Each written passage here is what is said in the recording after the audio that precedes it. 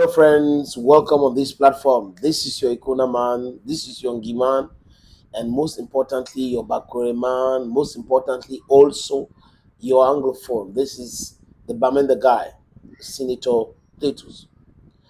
Depuis quelques heures, nous parlons de l'accident sur cette plateforme de Landing Gemo. Et il est parti comme ça de Tchang, puis Yaoundé, où il devrait prendre le vol pour aller à Paris rejoindre sa famille. Apparemment, il y avait le baptême de sa fille. Mais de toute façon, il résidait entre la France et le Cameroun. Le Cameroun, où il a ses affaires, il a un business à Tchang. Et dans un de ses posts, il avait bien dit qu'il a créé ce business à Tchang pour éviter que les jeunes ne quittent la ville de Tchang ou la mer Noire pour aller chercher ces mêmes opportunités ailleurs. Landing Gemo aussi rendait hommage à sa maman disparue en 2021. Il a donc pris la route à 4 heures, comme a dit son papa Thomas Gemo, avec son chauffeur. Malheureusement, un chauffeur de camion fou, avec un dépassement incompréhensible, est rentré sur eux, pratiquement marché sur eux. Les deux ont laissé leur vie sur l'axe Yaoundé-Bafoussam. Ces routes, d'ailleurs, les amis, ce n'est qu'un secret de polichinelle, a pris beaucoup de vies. Madame Fourni a laissé sa vie sur ces routes. Un des Takam, je ne peux que citer ce que je connais. Mais en commentaire, vous pouvez mettre ceux que je ne connais pas, qui sont partis à cause de cette route-là.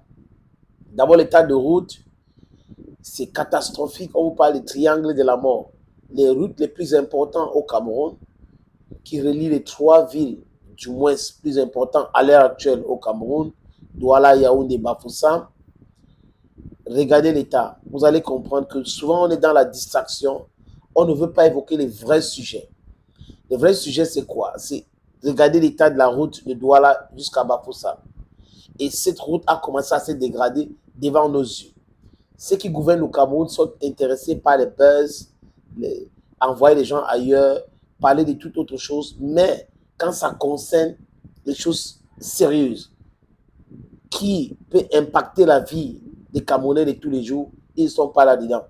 Parce qu'ils veulent s'enrichir. D'ailleurs, ils sont tellement riches, plus riches que le pays. Et les amis, ils n'arrivent pas à mettre de l'argent dans les comptes bancaires.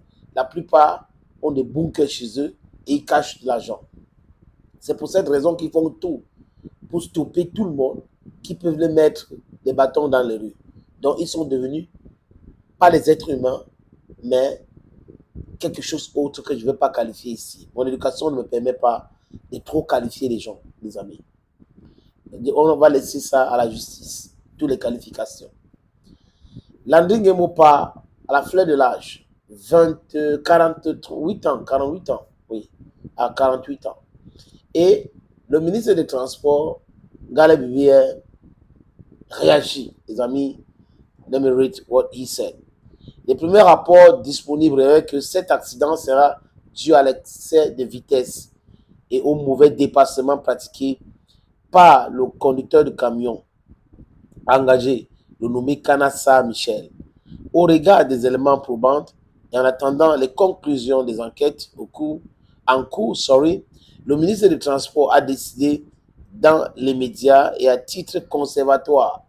Quoi? 1. Les amis, du retrait des permis de conduire numéro CE 11 63 13 6 17 appartenant à M. Kanassa Michel et son interdiction pendant une durée de 5 ans de se présenter à un examen de permis de conduire.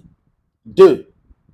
De la suspension d'une période de 3 mois de la licence ordinaire de transport délivrée à Madame Mene Ndjoko Jodel Fallon, du retrait de la circulation pour une durée d'1 an du véhicule impliqué dans cette drame. 3. De l'immobilisation pour une période de 3 mois de tous les véhicules exploités sur cette licence, notamment les véhicules immatriculés. Les amis, je ne sais pas pour vous, on pleure Landing Gemo, mais est-ce que le ministre n'exagère pas là-bas? Le propriétaire de la voiture a quoi à voir avec l'attitude du chauffeur en question? C'est le chauffeur en question qu'il faut punir Aussi, il y avait les accidents en cascade avec les voitures immatriculées par cette dame.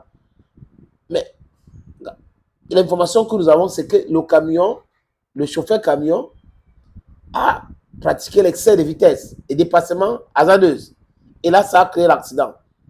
Je pense humblement, les amis, je peux me tromper, mais de bonne foi, que c'est le chauffeur de ce camion qui devait être sanctionné.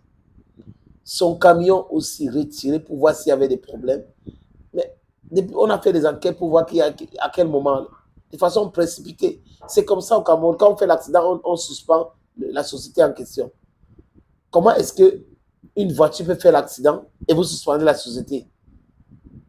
Moi, je ne comprends pas cette logique-là, les amis. Nous pleurons l'Andengemo, mais nous devons rester dans la logique qu'il y a des familles qui vivent aussi à travers des voitures immatriculées par cette dame. La famille de l'Andengemo est endeuillée. Et la cause, comme beaucoup de personnes le disent aujourd'hui, c'est le chauffeur Cana et non la société, et non les autres véhicules qui appartiennent à cette dame. That's why we are talking about justice here. Justice delayed is justice denied. Justice manipulated is justice denied. Thank you, friends, and bye-bye.